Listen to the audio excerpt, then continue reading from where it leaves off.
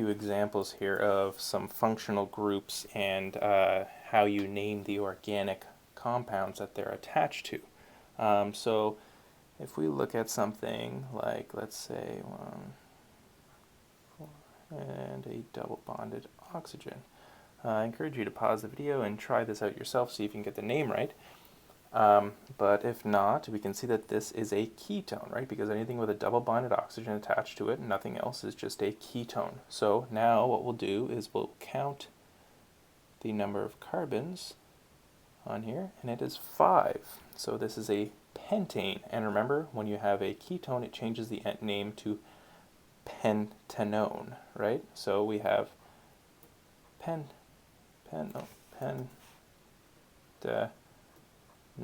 Now, we need to assign a number to it, so it's going to be 2-pentanone because it is on the second carbon.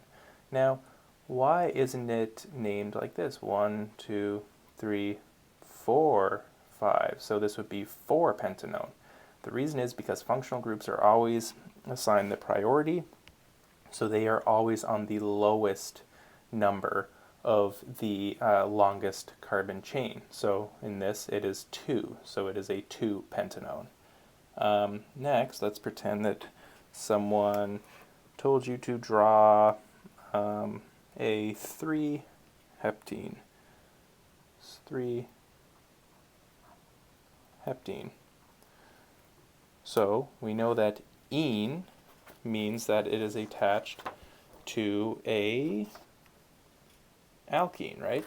So you know the alkene groups mean a double bonded carbon somewhere. So we'll just draw a heptene. So hepta means 7. So we're going to draw that out right now. We'll just draw a 1, 2, 3, 4, 5, 6, 7. And this is 3-heptene. So we can count here 1, 2, 3, 4, 5, 6, 7. 3 is right here. So I'm going to put the functional group right there, a little farther away. So that is a 3-heptene. Next we'll do, okay, what about this? 6-fluoro, 2-hexanol. 6-fluoro, 2-heptanol. So this seems like a pretty complicated one. You can see that it is an alcohol based on the heptanol, and that is a 7-carbon linear alkane. So you're going to have, so we'll just start out by drawing these 7 here. 1, 2, 3, 4, 5, 6, 7. 1, 2, 3, 4, 5, 6, 7. There you go.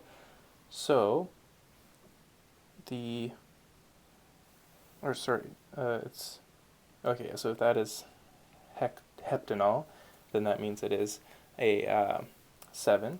So if we are 6-fluoro and 2-heptanol, that means that the 2 is associated, so we'll actually number this really quick here.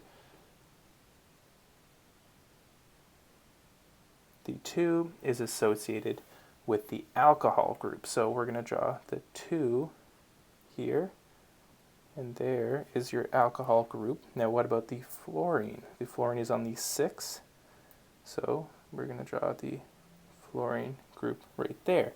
Now what if you were to flip these around? That would just make the numbering different. So if you had a molecule that looked like this, and you had an OH group here, and a fluorine here, it would be the exact same name, and you would just number them if you had to, like that. Now, what if you had something like a 6-fluoro, so we'll do this in another color here, just I want to do a quick example of a 6-fluoro, or we'll do 6-bromo, just to switch it up, bromo, 2-hexanol.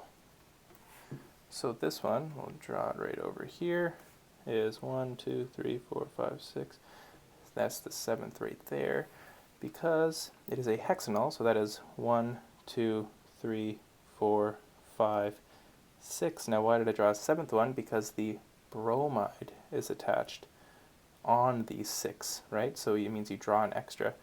attachment there, and then the alcohol is still attached right there. And once again, you could flip this and it would be the same thing. So you could have this with your OH and your bromide group right there.